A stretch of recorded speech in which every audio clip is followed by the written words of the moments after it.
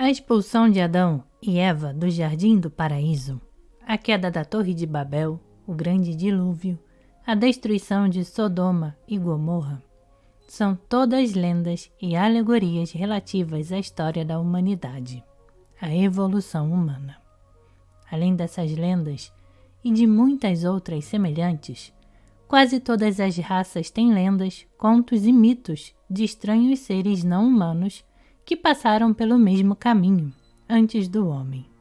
A queda dos anjos, dos titãs, dos deuses que tentaram desafiar outros deuses mais poderosos, a queda de Lúcifer, ou demônio, ou Satã, são todas quedas que antecederam a queda do homem.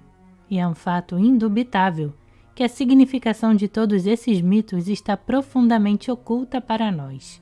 É perfeitamente claro que as interpretações teológicas e teosóficas comuns não explicam nada, porque estabelecem a necessidade do reconhecimento da existência de raças ou espíritos invisíveis, que são ao mesmo tempo semelhantes ao homem nas relações que tem com as forças superiores.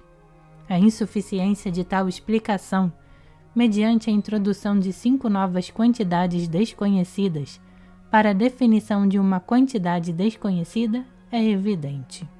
Mas, ao mesmo tempo, seria um erro deixar todos esses mitos sem tentar explicá-los, porque, devido à sua persistência e repetição entre os diferentes povos e raças, parecem atrair a nossa atenção para certos fenômenos que não conhecemos, mas devemos conhecer. As lendas e os cantos épicos de todos os países encerram muito material referente aos seres não humanos que precederam o homem ou até existiram ao mesmo tempo que ele, mas diferiam do homem em muitos aspectos. Esse material é tão abundante e significativo que não tentar explicar esses mitos seria fechar intencionalmente os olhos a algo que deveríamos ver. Tais são, por exemplo, as lendas de gigantes e das chamadas estruturas ciclópicas, que involuntariamente associamos a essas lendas.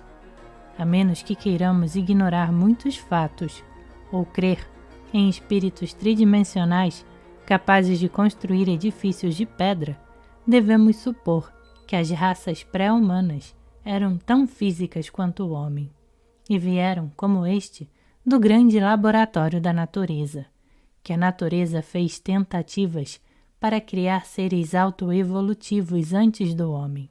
E, além disso, devemos supor que tais seres foram lançados na vida pelo grande laboratório, mas não conseguiram satisfazer a natureza em seu desenvolvimento posterior, e em lugar de realizar os desígnios da natureza, se voltaram contra ela. A natureza, então, abandonou a sua experiência com eles e deu início a uma nova experiência. Falando estritamente, não temos base para considerar o homem a primeira e única experiência de ser autoevolutivo.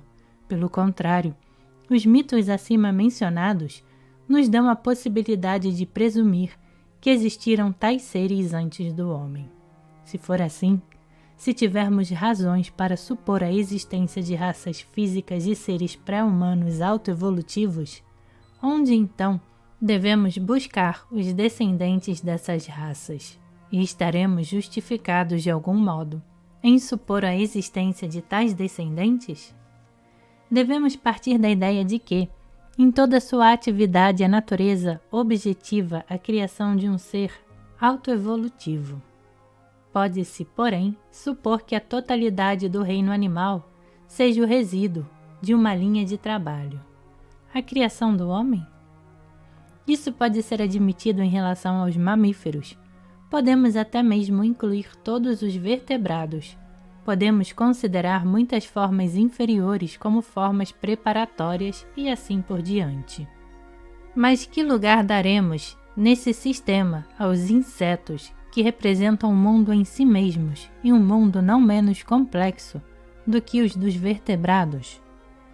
Não se poderia supor que os insetos representam outra linha no trabalho da natureza? Uma linha não relacionada com a que resultou na criação do homem, mas que talvez a preceda? Passando aos fatos, devemos admitir que os insetos não são, de forma alguma, uma etapa preparatória para a formação do homem. Nem poderiam ser considerados um subproduto da evolução humana. Ao contrário, os insetos revelam em sua estrutura e na estrutura de suas partes e órgãos separados formas que são muitas vezes mais perfeitas do que as do homem ou dos animais. E não podemos deixar de ver que, para certas formas de vida dos insetos que observamos, não há explicação sem hipóteses muito complicadas, que requerem o reconhecimento de um passado muito rico para eles, e nos obrigam a considerar as formas atuais que observamos como formas degeneradas. Essa última consideração se refere principalmente às comunidades organizadas de formigas e abelhas. É impossível se familiarizar com a sua vida, sem se deixar vencer pelas impressões emocionais de surpresa e perplexidade. As formigas, como as abelhas, despertam a nossa admiração pela maravilhosa perfeição da sua organização e, ao mesmo tempo, nos repugnam e assustam, provocando um sentimento indefinido de aversão ao raciocínio invariavelmente frio que domina as suas vidas e a absoluta impossibilidade de uma fuga individual da roda da vida do formigueiro ou da colmeia. Ficamos aterrorizados à ideia de que possamos nos parecer com elas. Na realidade, que lugar ocupam as comunidades de formigas e abelhas no esquema geral das coisas na nossa Terra? Como puderam chegar a se constituir na forma em que as observamos? Todas as observações que façamos das suas vidas e organizações nos levam inevitavelmente a uma conclusão. A organização original das colmeias e dos formigueiros, no passado remoto, exigiu sem dúvida raciocínio e inteligência lógica de grande potência. Embora, ao mesmo tempo, a existência posterior, tanto da colmeia como do formigueiro, não necessitou em absoluto de nenhuma inteligência ou raciocínio. Como pode acontecer tal coisa? Só pode ter acontecido de um modo: se as formigas ou as abelhas, ou ambas, naturalmente em épocas diferentes, foram seres inteligentes e evolutivos, e depois perderam a sua inteligência e capacidade de evoluir, isso só pode ter acontecido porque a sua inteligência voltou-se contra a sua evolução. Noutros termos, porque, ao pensar que estavam ajudando a sua evolução, acabaram, de algum modo, por impedi-la. Podemos supor que tanto as formigas como as abelhas saíram do grande laboratório e foram enviadas à Terra com o privilégio e a possibilidade de evoluir. Mas depois de um longo período de luta e esforços, tanto umas como outras renunciaram ao seu privilégio e deixaram de evoluir, ou, para ser mais exato, deixaram de difundir uma corrente evolutiva. Depois disso, a natureza teve que tomar suas próprias medidas e, após isolá-las de certa maneira, deu início a uma nova experiência. Se admitirmos a possibilidade disso, não poderemos supor que as antigas lendas que precederam a queda do homem têm algo a ver com as formigas e as abelhas? Podemos nos sentir desconcertados pelo seu pequeno tamanho em comparação com o nosso. No entanto, o tamanho dos seres vivos é, antes de tudo, mais uma coisa relativa. E, em segundo lugar, muda muito facilmente em certos casos. No caso de certas categorias de seres, os peixes, por exemplo, os animais anfíbios e os insetos, a natureza mantém nas suas mãos os fios que regulam o seu tamanho e nunca os deixa escapar.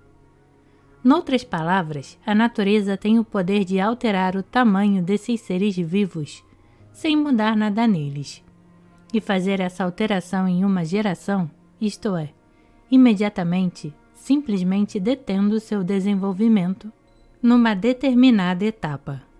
Todo mundo viu peixes de pequeno tamanho exatamente iguais a peixes grandes, rãs pequenas e etc. Isso é ainda mais patente no mundo vegetal, mas é claro, não é uma regra universal, e alguns seres como o homem e a maioria dos mamíferos superiores alcançam quase o maior tamanho que lhes é possível. Quanto aos insetos, as formigas e as abelhas, muito provavelmente poderiam ser bem maiores do que são hoje, embora esse ponto possa ser discutido, e é possível que a mudança de tamanho das formigas ou das abelhas necessitasse de uma considerável alteração da sua organização interna.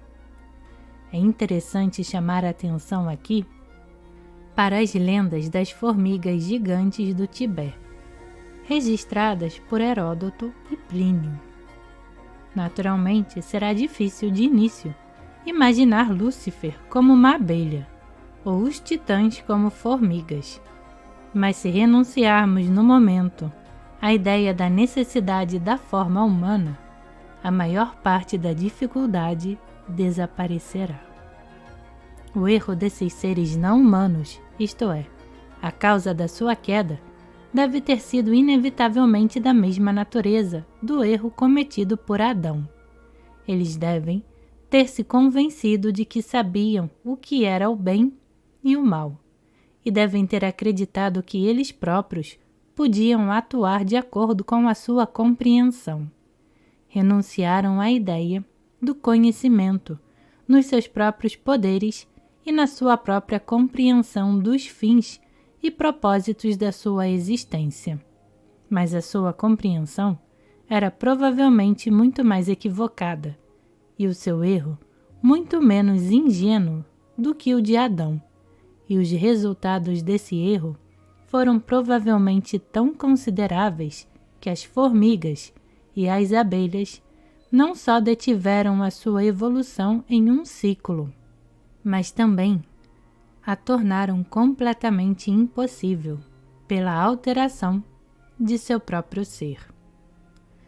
A ordenação da vida das formigas e das abelhas, a sua organização comunista ideal, indicam o caráter e a forma da sua queda.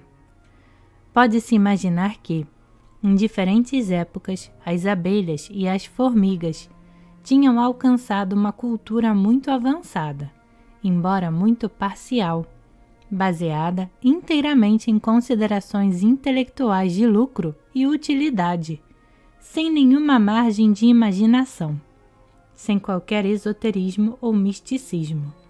Organizaram toda a sua vida com base nos princípios de um tipo de marxismo que lhes parecia muito exato e científico. Realizaram a ordem socialista das coisas, subordinando completamente o indivíduo aos interesses da comunidade, de acordo com a sua compreensão desses interesses, e assim destruíram toda a possibilidade de um indivíduo se desenvolver e se separar das massas. E, na realidade, era justamente esse desenvolvimento do indivíduo e a sua separação das massas que constituíam a meta da natureza e a base sobre a qual se assentava a possibilidade da evolução.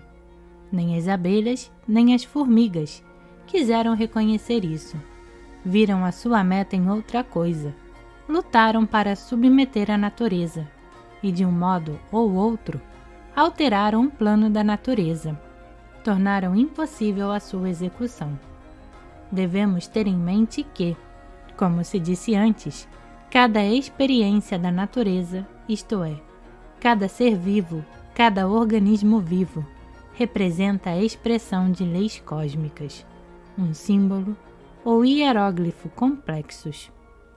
Tendo começado a alterar o seu ser, a sua vida e a sua forma, as abelhas e as formigas, tomadas individualmente, romperam a sua ligação com as leis da natureza.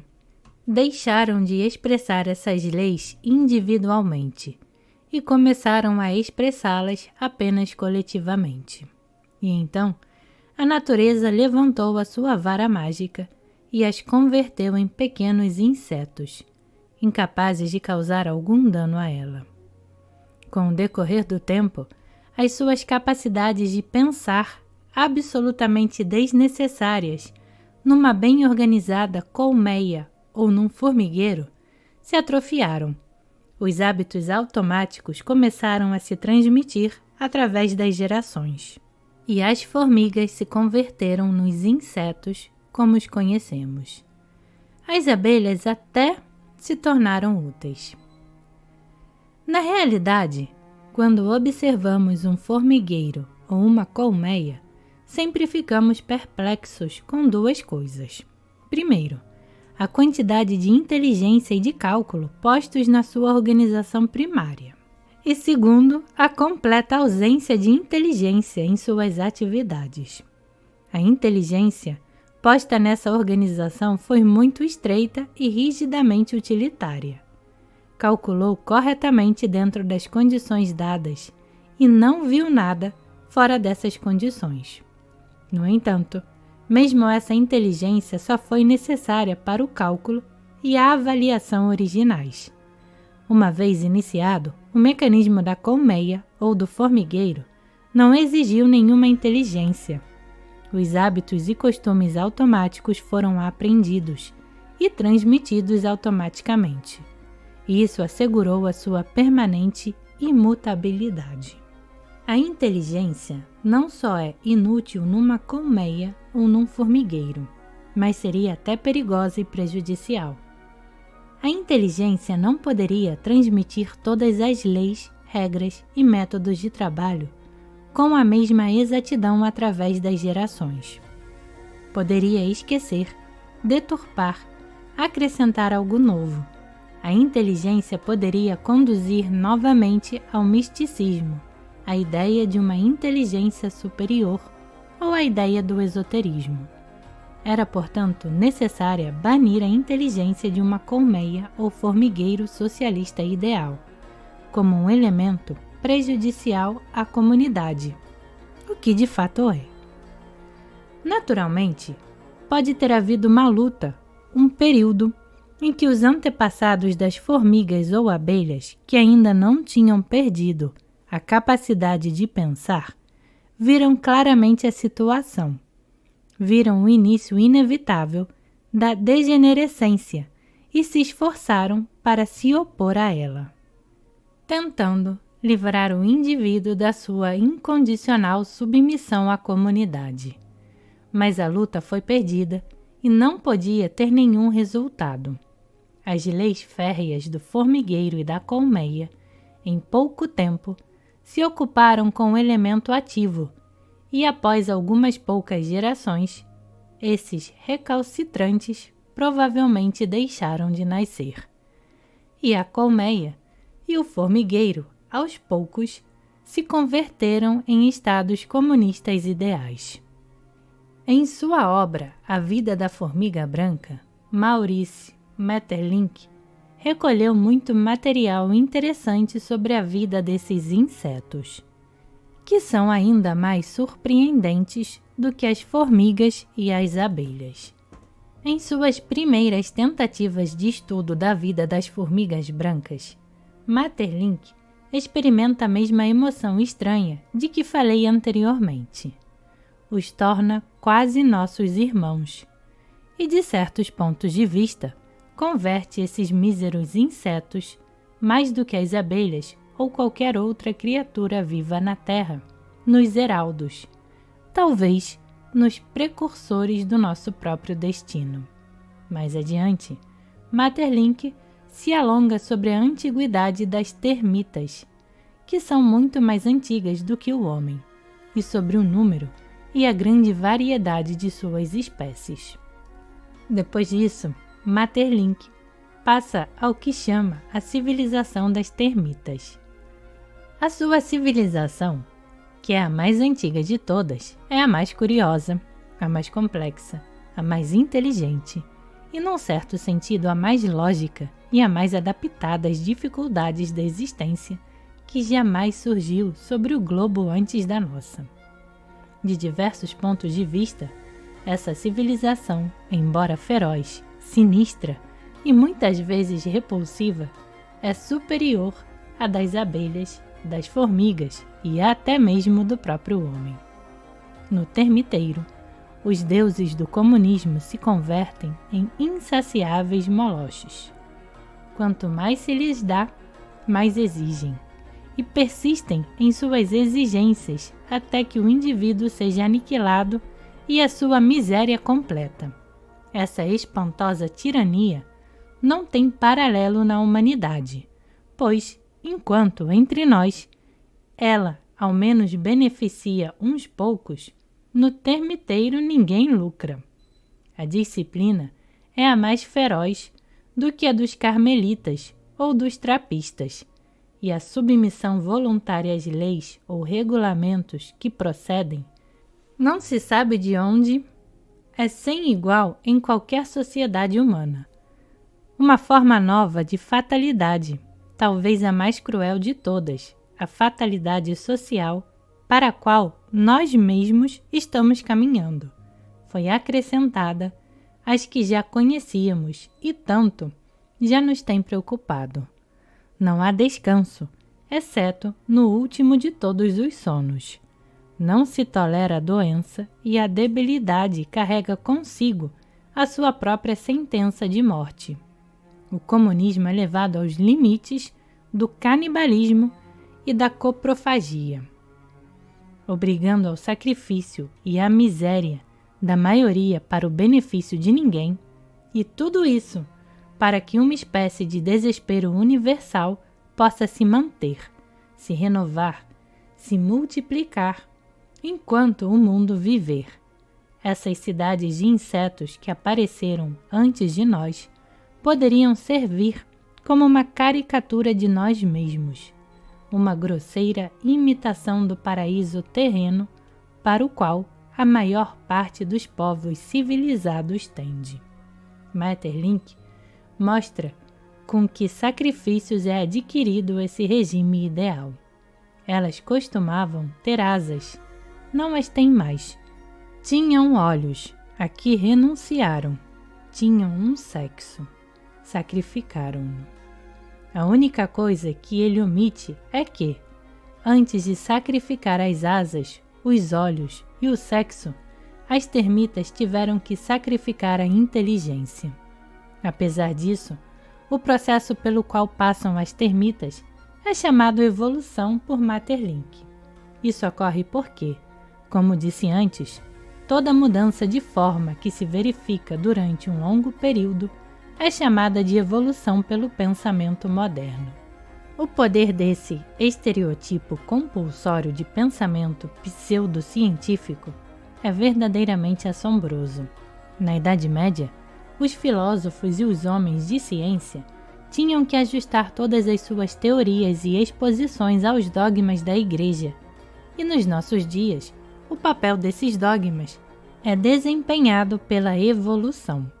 É perfeitamente claro que o pensamento não pode se desenvolver livremente dentro dessas condições. A ideia do esoterismo tem uma significação particularmente importante na presente etapa do desenvolvimento do pensamento da humanidade, porque torna completamente desnecessária a ideia de evolução no sentido corrente dessa palavra. Dissemos antes o que a palavra evolução pode significar no sentido esotérico, isto é, a transformação dos indivíduos. E nesse único sentido, a evolução não pode ser confundida com a degeneração, como faz constantemente o pensamento científico, que considera até mesmo a sua degenerescência como evolução. O único caminho para todos os becos sem saída, criados tanto pelo pensamento materialista como pelo metafísico, reside no método psicológico.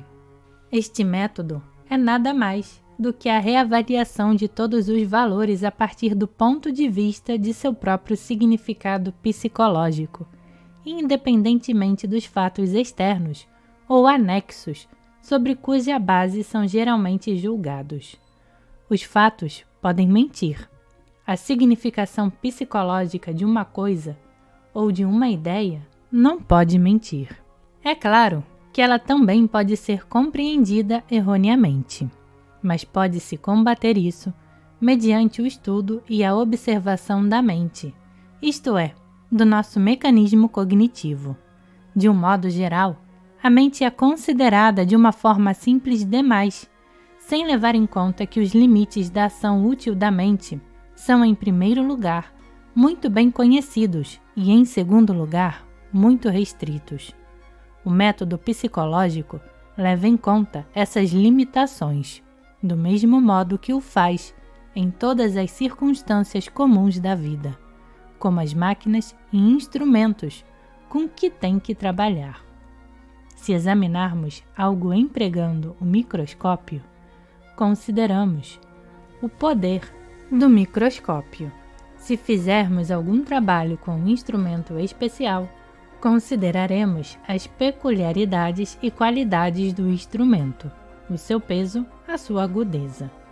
O método psicológico objetiva fazer o mesmo em relação à nossa mente. Isto é, visa conservar a própria mente constantemente no seu campo de visão e considerar todas as conclusões e descobertas relativamente ao estado ou tipo de mente. Do ponto de vista do método psicológico, não há bases para pensar que a nossa mente, isto é, nosso instrumento de cognição, seja o único possível ou o melhor que existe. Não há igualmente base para pensar que todas as verdades descobertas e estabelecidas sempre permanecerão como verdades. Ao contrário, do ponto de vista psicológico, não pode haver dúvida de que teremos que descobrir muitas verdades novas, quer sejam verdades totalmente incompreensíveis, de cuja própria existência nunca suspeitamos, quer sejam verdades que contrariem fundamentalmente as que até então aceitamos. É evidente que nada é mais terrível e mais inadmissível a todos os tipos de dogmatismo. O método psicológico destrói todos os velhos e novos preconceitos e superstições. Não permite que o pensamento pare e fique contente com os resultados alcançados.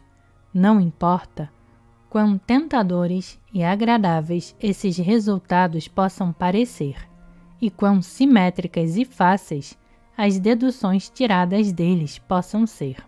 O método psicológico proporciona a oportunidade de reexaminar muitos princípios considerados final e firmemente estabelecidos, e encontrar neles novos e inesperados significados. O método psicológico torna possível, em muitos casos, desprezar fatos ou o que é tomado como fato, e nos permite ver além dos fatos.